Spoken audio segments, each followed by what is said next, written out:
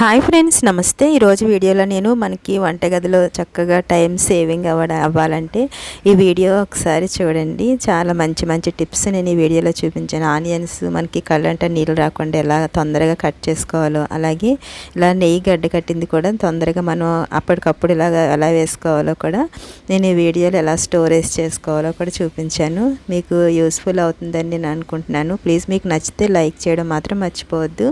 నేను ఇప్పుడు ఇక్కడ ఆనియన్స్ మనం కట్ చేసుకునే ముందు ఎప్పుడైనా సరే ఒక పావు గంట ముందు ఇలా వాటర్లో వేసుకోండి. ఇలా వాటర్లో వేసుకోవడం వల్ల అస్సలు మన కళ్ళంట నీళ్ళు రావు, చక్క పవర్ అంతా వాటర్లోకి వెళ్ళిపోతుంది. మనం ఎప్పుడైనా సరే బ్రౌన్ ఆనియన్స్ చేసుకునేటప్పుడు ఇలా కట్ చేసుకోండి.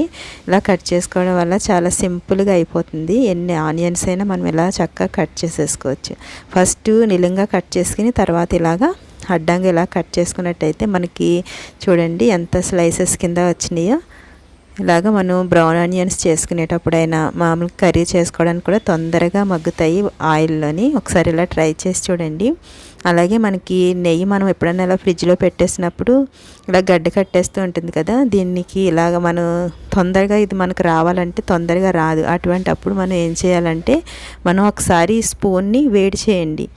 మనం స్పూన్ ఇలా వేడి చేసిన తర్వాత ఇది ఒకసారి తీసినట్టయితే చాలా సింపుల్గా మనకి నెయ్యి తీసుకోవడానికి ఇలా వీలవుతుంది. చూసారా ఎంత ఈజీగా వస్తుందో.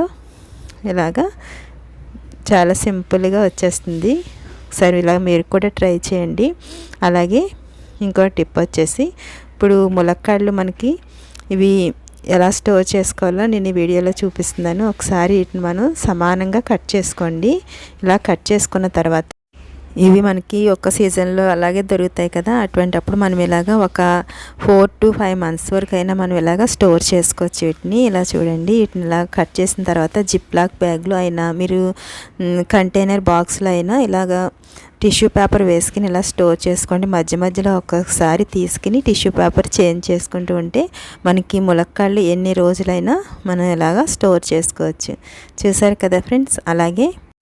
అలాగే వెల్లుల్లి మనం ఇలా పొట్టు తీయాలంటే మన అల్లం వెల్లుల్లి పేస్ట్ చేసుకోవాలన్నా మనకి ఏటికన్నా ఉపయోగపడినప్పుడు చేయాలంటే చాలా కష్టంగా ఉంటుంది. అటువంటిప్పుడు దీంట్లో కొంచెం వేడి నీళ్ళు వేసుకొని ఒక 10 నిమిషాలు పక్కన పెట్టినట్టయితే చూడండి ఎన్ని వెల్లుల్లి అయినా మనకి చేతులు నొప్పి పట్టకుండా చక్కగా మంచిగా ఇలాగా చేసుకోవచ్చు. చూసారా చాలా సింపుల్గా అయిపోయింది కదా. ఒకసారి మీరు కూడా ట్రై చేయండి. అలాగే మనం టమాటోస్ని కట్ చేసినప్పుడు ఇందులో జ్యూస్ అంతా బయటకు వచ్చేస్తుంటుంది. అలా కట్ చేసినట్టయితే మనకి జ్యూస్ బయటకు వచ్చేస్తూ ఉంటుంది. అలా కాకుండా ఒకసారి దీంట్లో ఉన్న ఇవి ఉన్నాయి కదా సీడ్స్, ఇవి ఫస్ట్ తీసేసుకోండి. తీసిన తర్వాత దీన్ని ఇలా తిప్పి కట్ చేసినట్టయితే మంచిగా కట్ చేసుకోవచ్చు, చిన్న చిన్నగా కట్ చేసుకోవచ్చు. అలాగే జ్యూస్ అనేది అస్సలు బయటికి వెళ్ళకుండా ఉంటుంది. చూడండి టిప్ మీకు నచ్చిందని అనుకుంటున్నాను. అలాగే మనం ఏదైనా కొత్త సామాన్ కొన్నప్పుడు ఇలా స్టిక్కర్స్ అంటించి ఉంటాయి కదా, అటువంటి అప్పుడు దీన్ని మనం ఏం చేయాలంటే మనం స్టిక్కర్ రావాలి అంటే దీన్ని ఒకసారి స్టవ్ మీద పెట్టి ఇలాగా హీట్ చేయండి. ఇలా హీట్ చేసినప్పుడు అసలు అది గమ్ము కరుగుతుంది. కరిగి చక్కగా సాఫ్ట్గా వచ్చేస్తుంది. ఇది స్టీల్ గిన్నెలైనా, గ్లాసులైనా, డబ్బాలైనా, ప్లేట్లైనా ఏదైనా సరే ఒకసారి ఇలా ట్రై చేయండి. మనకి చాలా సింపుల్గా వచ్చేస్తుంది. ఇది చూడండి. దీన్ని ఇలాగా చక్కగా తీసేసుకోవచ్చు. చూసారు కదా చాలా సింపుల్గా వచ్చేసింది. అలాగే మనం కుక్కర్లో పప్పు పెట్టుకుంటాం కదా, పెట్టుకున్నప్పుడు కొంచెం ఇలాగా ఒక 2 స్పూన్లు నెయ్యి వేసుకోండి. ఇలా నెయ్యి వేసుకోవడం వల్ల పప్పు చాలా తొందరగా ఉడికిపోతుంది. అలాగే చాలా టేస్టీగా కూడా ఉంటుంది.